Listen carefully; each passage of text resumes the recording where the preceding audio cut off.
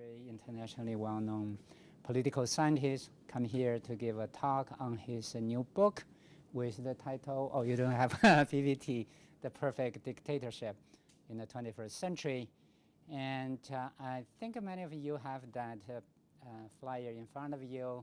Therefore, I'm not going to repeat the information already being printed out there, where you can see his many publications and the important topics he has tackled on, and from different angles. What I just want to add one point is this is very, very different from many of American scholars do, and therefore we are so fortunate to have a scholar with, if I may say so, a more European style and give us this big picture account.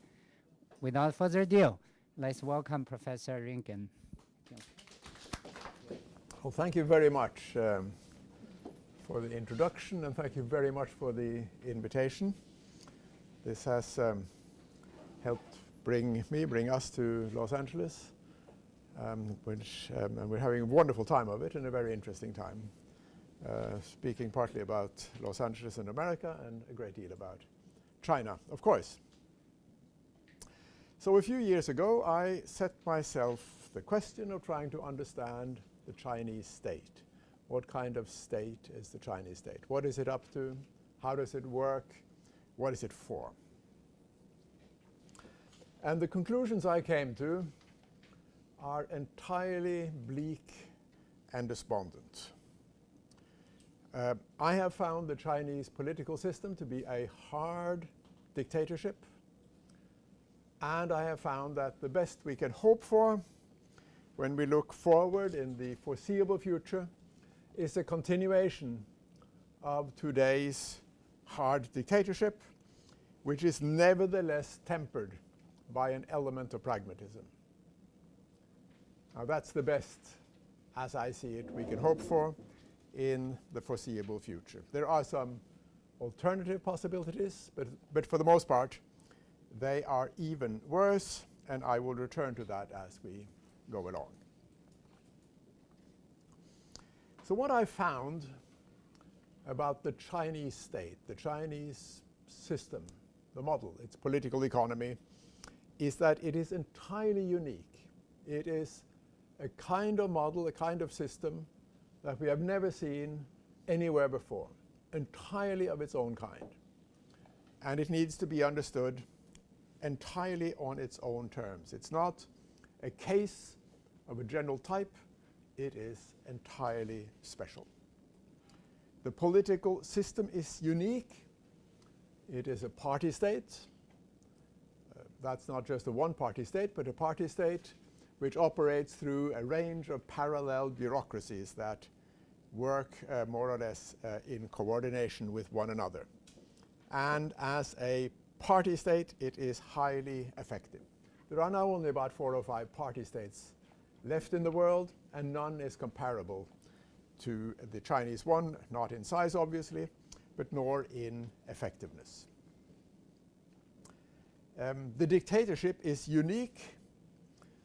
It is now so smooth that in some respects it does not even look dictatorial. It is able to rely extensively on self-control and self-censorship, and does not depend on extensive use of dictatorial means. It's a very special kind of dictatorship, and I'll say some things at least about it. It's so special that I found that it needs a name of its own, and the name I have given this system is a controlocracy. China is a controlocracy. That term is not as bad as you would think. If you give it try it out a bit, work it over a bit, it works pretty well.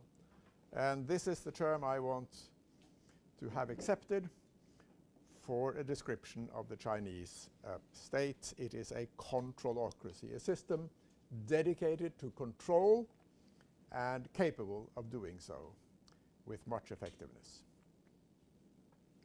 The economy is unique. It is exactly what the leaders say it is. It's a socialist market economy. It's not capitalist. It's not a crude command economy. It's, again, of its own kind. And it is, as we know, highly effective. The system of corruption is unique, not a sideshow of bribery next to normal activity, but integrated as an element of the political economy in the form of organized crime against the state from within the state.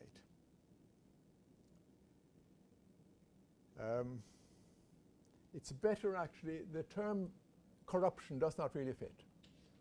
It's better to speak of it as, for example, a kleptocracy or a robber state. It's again of a special kind. So this is like nothing the world has ever known, and terms like capitalist and socialist and autocratic have little meaning. This is a system that needs to be understood on its own terms. However, how unique and sophisticated this system is, this dictatorship is, it has at its core an awkward common crudeness to dictatorships. When all the glitter of economic growth and city skyscrapers and high-speed rail and all that is peeled away, China is a dictatorship, raw, repressive, and brutal. It is a system in which people of independent mind cannot sleep at ease at night out of fear that someone will come and take them away and bring retribution down upon family, friends, and contacts. And it is a system in which those who stand in its way and those around them do get crushed severely. I followed that repressive apparatus very closely in the book and in the research for it. And when you follow that for a while, there are some reoccurrences which are worth noting, and they're shocking. One is that the security services that meet those who stand in its way on the ground, they are often in civilian dress of unknown authority of origin. It is unknown who they are. Maybe they are officials of some kind in civilian. Maybe they are hired thugs. It is unknown. It's unknown.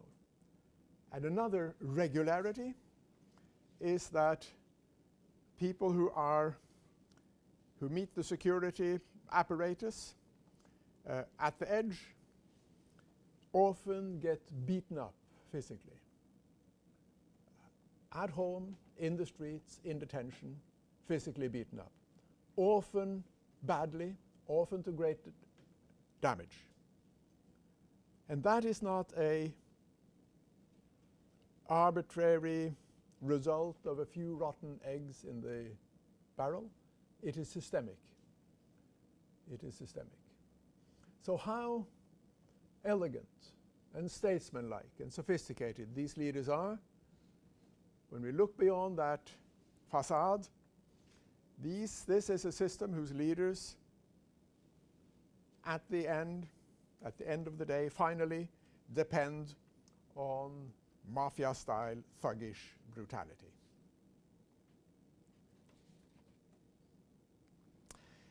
Now, I should say that I come from outside of China studies. I am not a China specialist.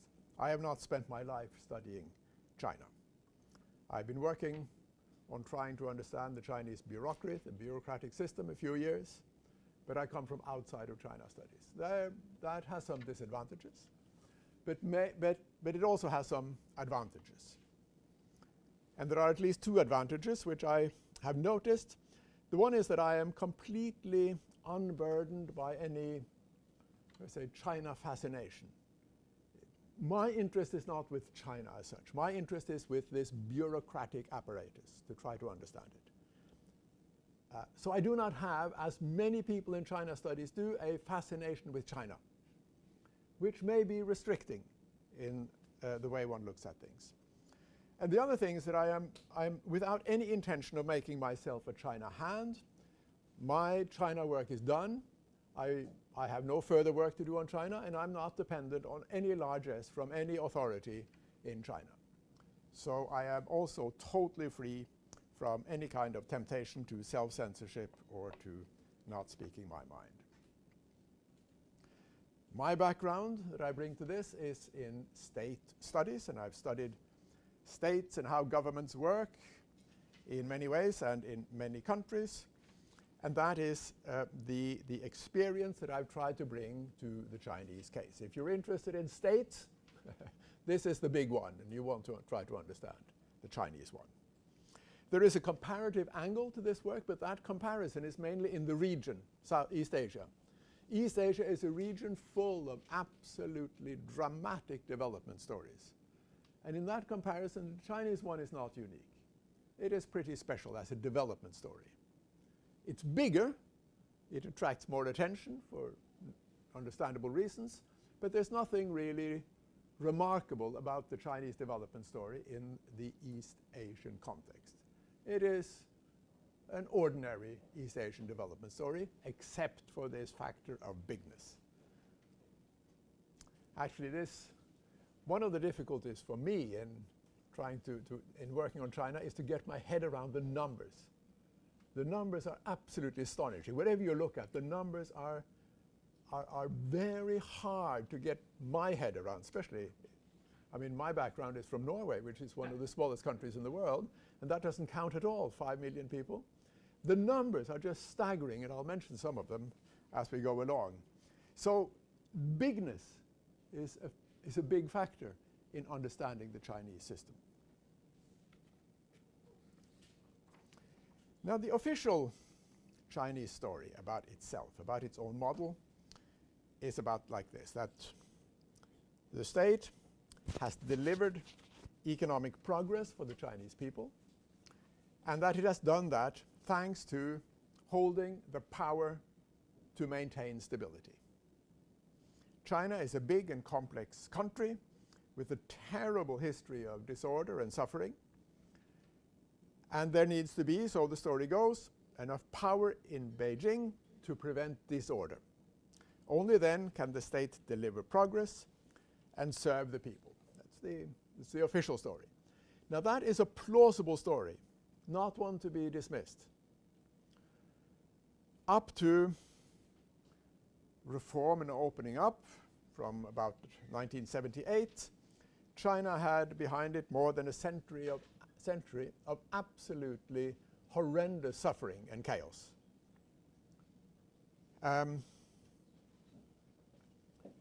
So this is a plausible story.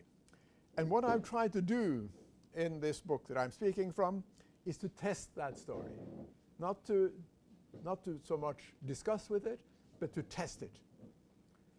And I have given it, I think, from the outset, the benefit of the doubt. Now that test consists at its core of a description of the apparatus. This is the biggest bureaucratic system ever invented. There are now about 75 million people in the pay of the state and the party. The numbers are astonishing. 75 million people on the payroll of the state and the party. And I try to see how this system is made up and how it works. The party, the government, the military, the legislature, the judiciary, the police, how the administration works. I've tried to look at the economy and to understand something about the nature of the socialist market economy. And some of the things that I found, briefly now, is in administration. There has, over the last couple of decades, been a radical decentralization of responsibility in public administration, from Beijing to the provinces and to local government. Okay. Local government in China is sometimes like a small European country, or not even so small European country, but nevertheless, local government. So it's been a radical decentralization of responsibility, so that more than previously, what the Chinese state does, it does through the local state. And it is in the local state that the people meet the state, a decentralization of responsibility. Much more is done in public administration locally. But at the same time, there has been a centralization of power to Beijing, so that it is Beijing that decides what the local units are to be responsible for. This it does through detailed mandates that it imposes on local units of what they have to do. And it is in Beijing that the decision-making and the power sits. This is very clearly visible when we look at flows of public finance. Much more of public spending is in the hands of local authorities, but more of tax revenue is in the hands of the central state. So that the local authorities that have vast responsibilities are dependent on the center for funding, and the center holds the control of the purse. So there's been a double movement, a decentralization of responsibility and a centralization of power.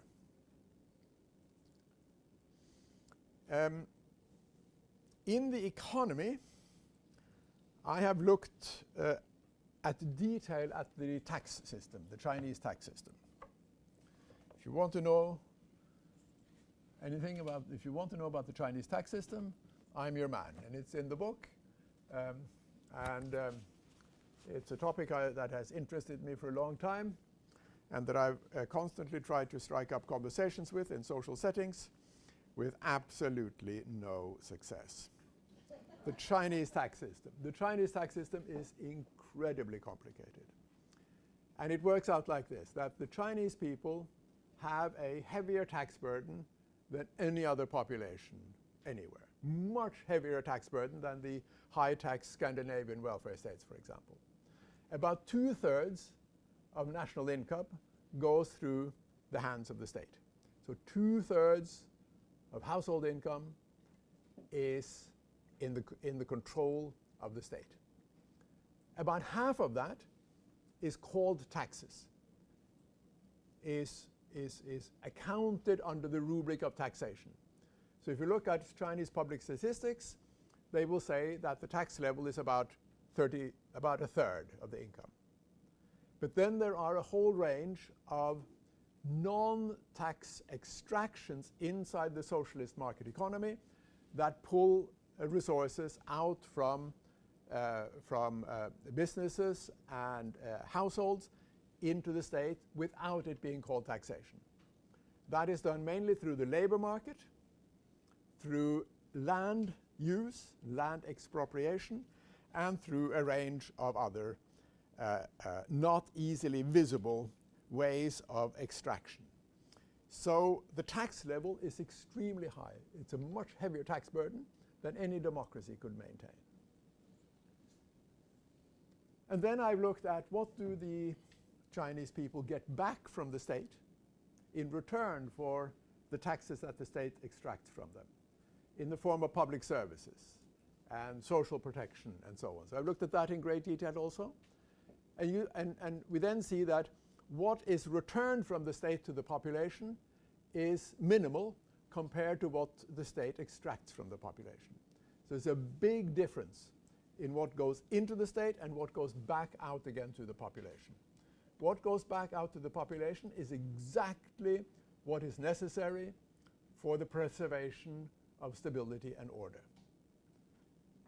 What goes into the state is what is necessary for the state to fund its very, very expensive model and expensive system. Now this is, I've said it's a highly effective system, but it's a very, very expensive system to run. A lot of things need to be funded. They have to pay for the big bureaucracies, obviously. There's a lot of resources that get siphoned away through corruption. There's massive capital flight out of the country. And there has to be resources left over after that to distribute rewards to the population.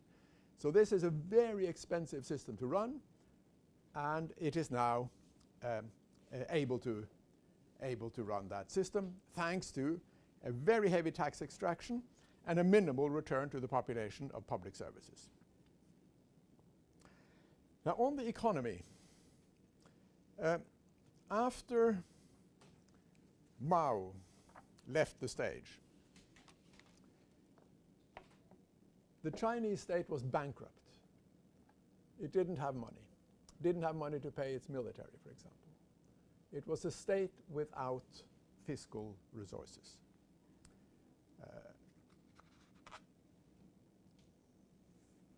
And the purpose of reform and opening up from Deng Xiaoping's side was to restore the fiscal basis of the state, to make the state fiscally solid again. A state that was bankrupt needed resources. And that was the prime purpose of reform and opening up. It was not a matter of bringing affluence to the population. It was a matter of restoring the fiscal basis of the state. State was bankrupt. Today the state is rock solid in fiscal terms. So that has succeeded admirably. And this state, there are many problems of public and other finances in China, but the state is fiscally rock solid. So from a situation where the state had bankrupted itself, destroyed itself in many ways, but also financially, it is now put back on a solid footing. And then I should add on the test, on the nature of the test, that one way in this analysis, my analysis is perhaps a bit different from some others, is that I pay a lot of attention to ideology. I do not believe at all the story that Deng Xiaoping freed the Chinese system from ideology and made it pragmatic. So I pay a lot of attention to ideology, including to Deng Xiaoping's innovation, which he calls the China dream. And I will return to that dream and to ideology as we go on. The China dream. So I pay a lot of attention to ideology. Now, these things then lead me to an assessment of state capacity, and that can be summed up about like this. First, again, state finances are now rock solid. This is a state that has resources to do what it needs to do. There are many problems, but the fiscal basis is solid. Second, administrative capacity is adequate. The 75 million bureaucracy is adequate. It is effective but never efficient. It is a very wasteful system, full of inefficiencies. But it is huge and it gets the job done. But it's expensive to run. It's effective but not efficient. That makes administrative capacity adequate. And then control capacity I describe as awesome. The ability of the party and the state to control its society is awesome. The party is everywhere, including inside the now new sectors of private business and NGOs. And as astonishing as it may sound, in a population of 1.4 billion people, the party knows everything, hears everything, and sees everything. And they really do know. If you wish, we can come back in the discussion to some examples of how they, to the degree to which they know what is happening out there in their society. The security services know those who are in serious opposition by name, and they control what they do. Now, in this control, in the controlocracy, there is a pattern which is very difficult to describe correctly and to get right. There's a lot going on in China. People get away with a lot of things, certainly in speech. I mean, those of us who have been going to China and collaborating with Chinese colleagues, we know that you can have perfectly open, free, fine, unproblematic discussions. And the Chinese are open in discussion amongst themselves. I'm now speaking of my experience with collaborating with academics in the universities. Fine, open discussions. It's a bit more difficult in writing. But even in writing, a lot of people inside in China get away with a lot that seem to be very oppositional, very critical. Some do, some don't. And in this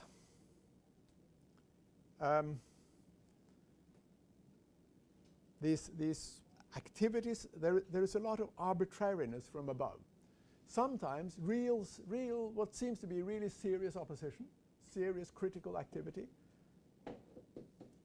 is left untouched, goes on. At other times, things that seem to be entirely trivial are cracked down upon. And I'm sure part of this is inefficiency, that the security services, they're not all these security officials are 100% on the job and so on, so there is inefficiency there. But I think also that arbitrariness is a very good tool for a dictatorship. It is very useful that people do not know why or when retribution may come. It's very easy to see that arbitrariness. It's possible to look at Chinese civil society today and to see much of positive developments. In NGOs, there's much charity work going on, there's voluntarism. There's a lot. Chinese life is better regulated in law. Chinese citizens can now sue public agencies, at least many of them, and they do, with a relish. They're a quarrelsome lot. They sue government agencies. Sometimes they get the courts with them. They get positive rulings from the courts, and sometimes court rulings also get implemented. So there's a lot that is going on. It's difficult to describe this combination of control and openness correctly. This is, I said the present system is hard, but with a bit of pragmatism. And here we see the pragmatism at work. There are things going on that seem mysterious in a hard dictatorship and that do not get cracked down upon. That is the pragmatism at work. However,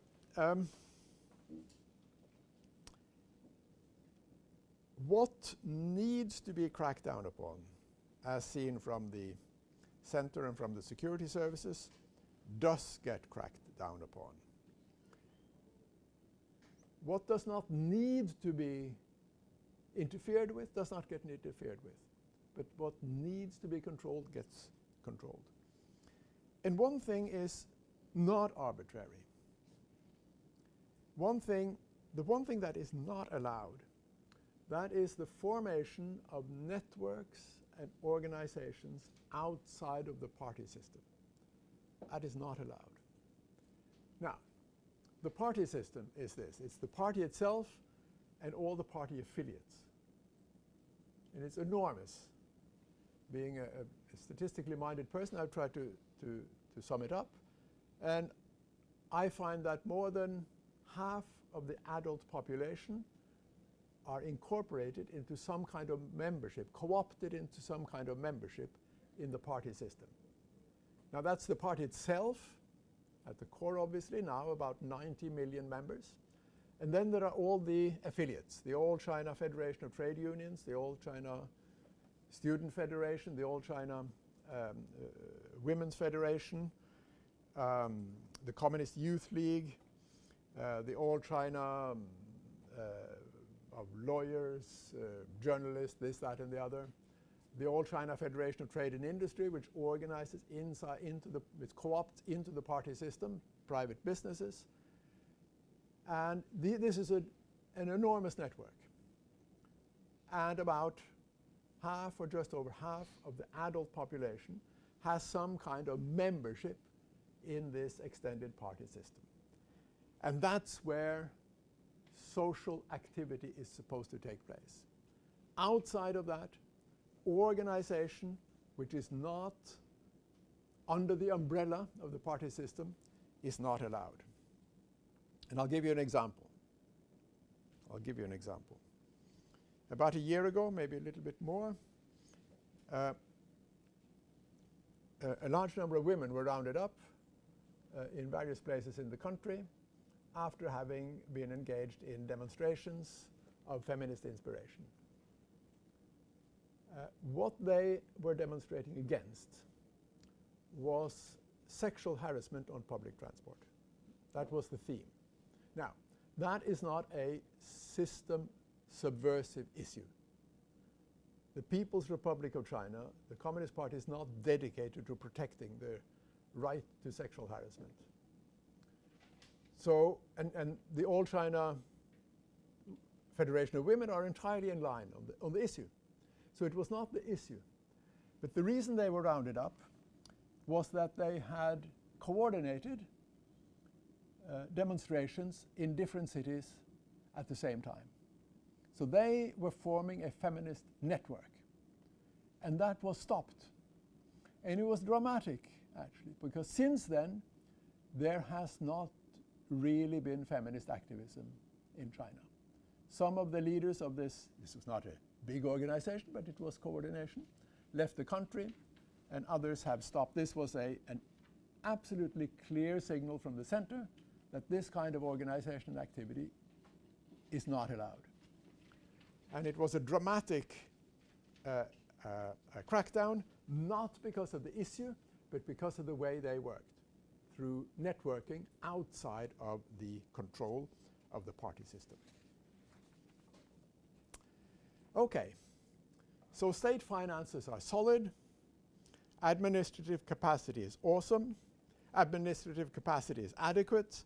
Control capacity is awesome. This is the dictatorship perfected. Now, there are, I think, two main and competing interpretations in the literature from outside of China of the system, with many variations. The one is that the Chinese system is basically a benevolent autocracy. It's a system that delivers effective governance for the people. With blemishes, everyone is aware of that, but nevertheless, this is seen as in the Chinese setting, a pretty benevolent and effective system. The other main interpretation is that it is a system that is riven by internal contradictions. In particular, the contradiction between the Leninist system of party control and the capitalist system now of economic activity, but also other internal contradictions between local and central authorities, for example, and the difficulties of banking and debt and shadow banking and the burden of corruption, kleptocracy in the system, the capital flight. It seemed to be a system riven by contradictions, and that something, because of that, will happen. Something terrible will happen. These are, with many variations, I think the two main interpretations. And for my part, I reject both those interpretations. I do not think this is a benevolent autocracy. I think it is a hard, near totalitarian political system. But nor do I think it is one that is riven by contradictions. I think the different elements of this system, of this model, are pretty much in harmony with one another, and that it is in balance. It is in control. So both those interpretations I reject. And that is why my interpretation here is so bleak. I think it is a horrible system politically, a totalitarian system, but it is in administration and economy an effective system. It works.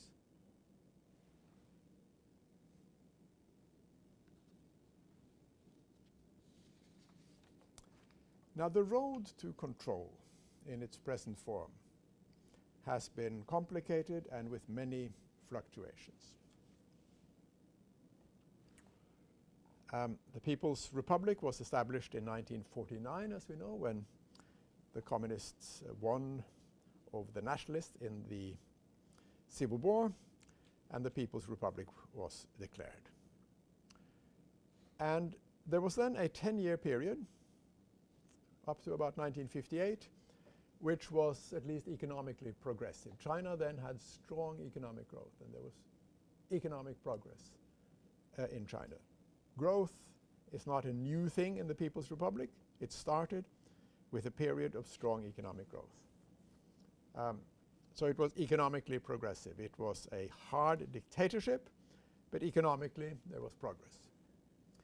Then followed, from 1958 to 1978, the Maoist disasters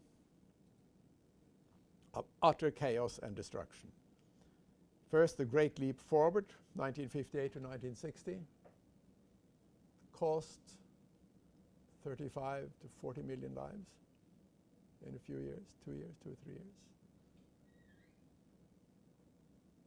And then there was a little interim in which Mao was able to re-establish his total control and then launched the 10 years of the Cultural Revolution.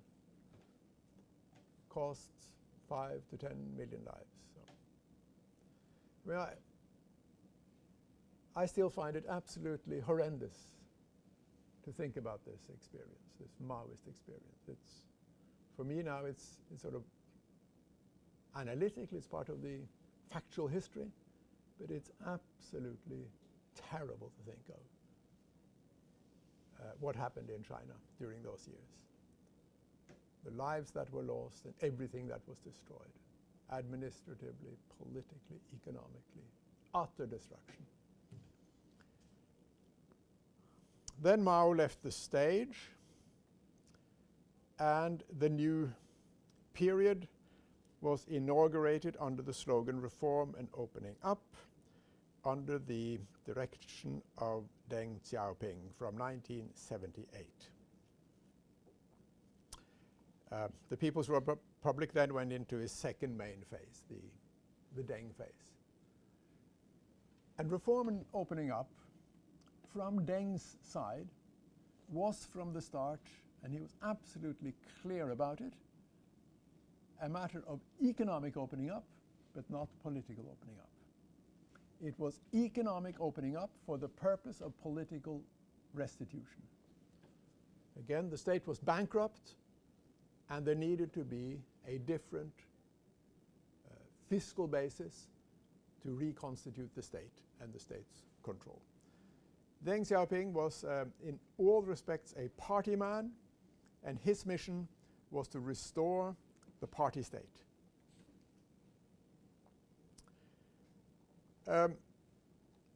That whole project was a bit in the balance during the 1980s, because there wasn't absolute agreement in the leadership, and there were different directions.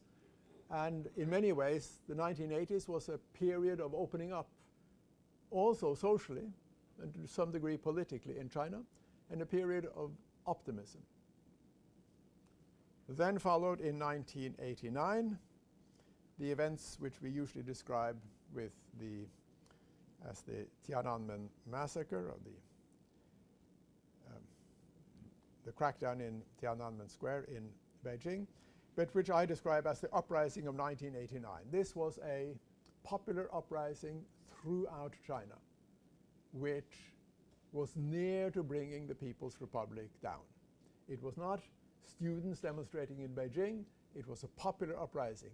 It was not limited to Beijing, it swept the country. We do not know in how many towns and cities there was retribution of the kind that there was in Beijing. We do not know how many lives were lost. But it was a popular, widespread uprising against the regime.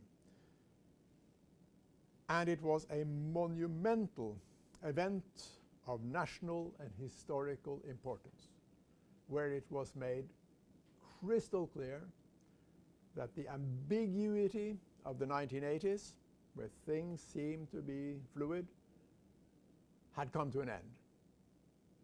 And a message that social, political opening is not available. It's not available.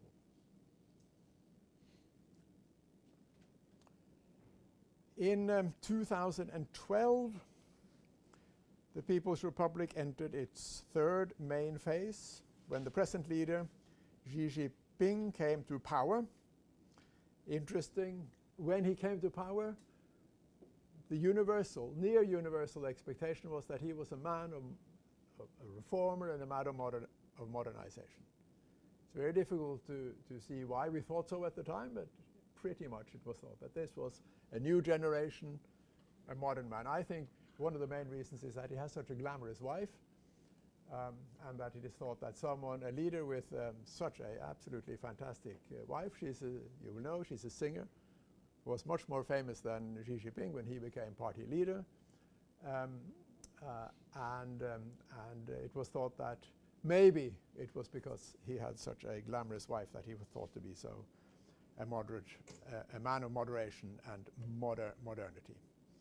Under Xi Jinping, now almost 5 years, we have seen a relentless concentration of power in the country to Beijing, in the Beijing to the party, and in the party to the man himself. And a step-by-step, relentless tightening of controls and repression.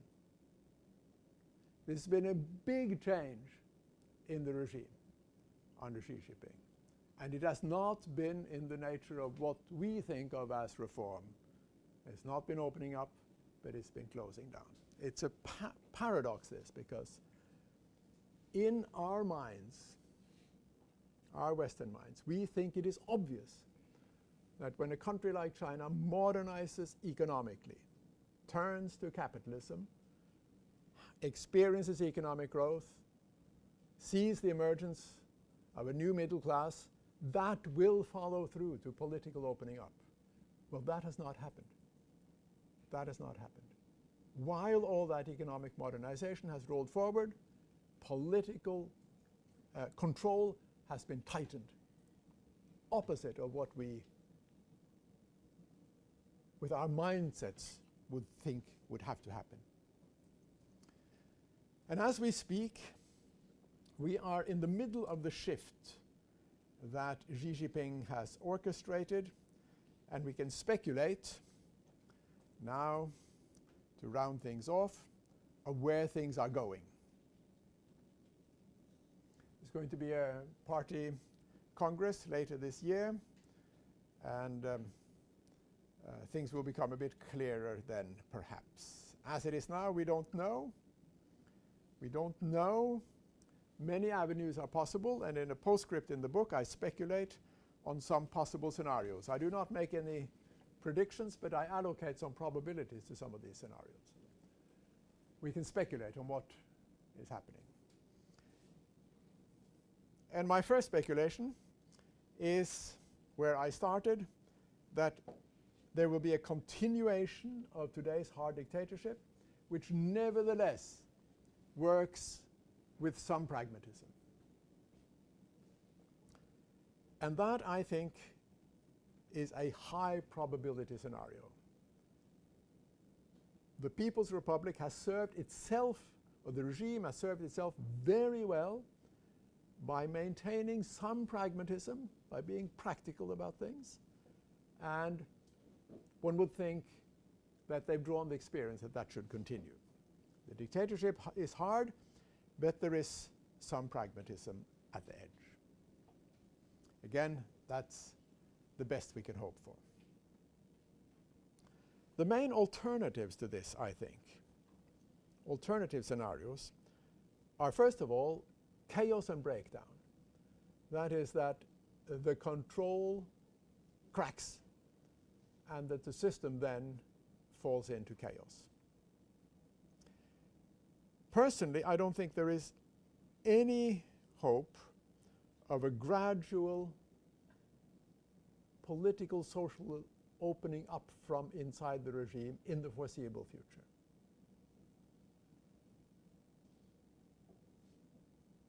And if the control fails, the way I see it is that China would fall back on chaos and destruction as so often in its history. And I say that with, I think, a little bit of authority, because in a previous study of the South Korean state, which I did with Korean colleagues, we tried to understand the very strange thing in South Korea, that South Korea could move without any difficulty and peacefully from autocracy to democracy. So we think, some of the conditions that were present in South Korea that made that possible. And those conditions are not present in China.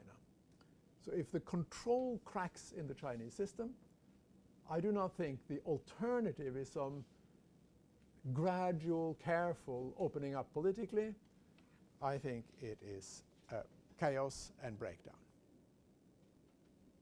There's nothing to fall back on if the party state does not retain its grip. That's possible, but I hold it to be a low probability scenario. It's not something I would put money on in the foreseeable future. I think the control system holds. I don't think it's riven by contradictions. I think it holds. It is holding. The second alternative to the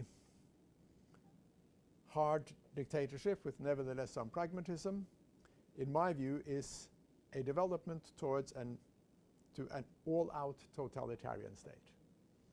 Now, if we have sort of moderate autocracy on one side of a continuum and a totalitarianism on the other side, then under Xi Jinping, the Chinese system has been pulled in this direction, towards totalitarianism.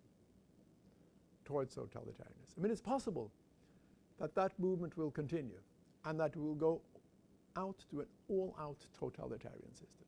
Now, it's pretty totalitarian as it is, but it's not entirely so because of the pragmatism. But that could happen.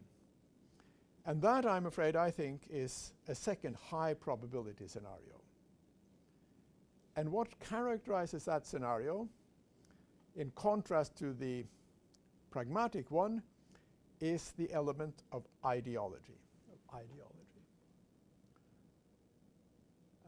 And I take the concept of, I'm very precise in the concept of ideology. I do not mean sort of the use of some slogans of Marxist Leninism and so on, but of ideology I mean a belief system that takes on commanding power.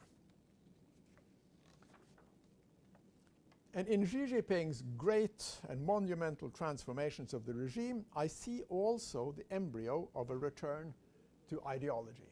Now, not in the form of Marxist-Leninism. That has no currency anymore. Well, it has the currency that is still being taught in schools and so on, but that's for complicated reasons. But that's not ideology in the meaning a belief system of commanding power. No, what I see Xi Jinping turning to is a narrative of nationalism and chauvinism and aggression under his slogan of the China Dream. Now, the China Dream could turn out to be just another slogan. The Chinese leaders are experts in the use of slogans of all kinds. It could be just hot air, but it could also be, in my meaning, ideology. And if it is ideology, if it turns out to be a belief system, it is an ideology of the most sinister kind. An ideological narrative in which nation and state is everything and individuals are nothing. Now, that is the articulation that Xi Jinping himself gave the China Dream when he launched it. He launched it right after he came to power in 2012 in front of the National Rejuvenation exhibition in the National Museum in Beijing. Some of you may have seen it. If you haven't, if you go, you must go and see it. This is a show of propagandic kitsch of the first order. It's an experience to see it. In front of this exhibition of the great national rejuvenation, Xi Jinping launched, and in front of his new party leadership, he launched the China Dream as the greatest rejuvenation of the Chinese nation in recent times. And then he added that it's a dream in which each person's future and destiny is closely linked with the future and destiny of the country and nation. And the sting in the tail of this exhortation is in this unity between person and nation. And where nation comes first and where persons are second, and where there is no distinction drawn between nation and persons. Nations are persons are components of the nation, and the state is the custodian of the national interest. Now, in the history of ideologies, this kind of narrative, this kind of ideology, where state and nation is everything, and persons are just attributes of the state and the nation, has a specific name, and therefore the heading that I give in the final sections of this book, the final discussions of a possible scenario, is the perfect fascist state. And on that, thank you for your attention.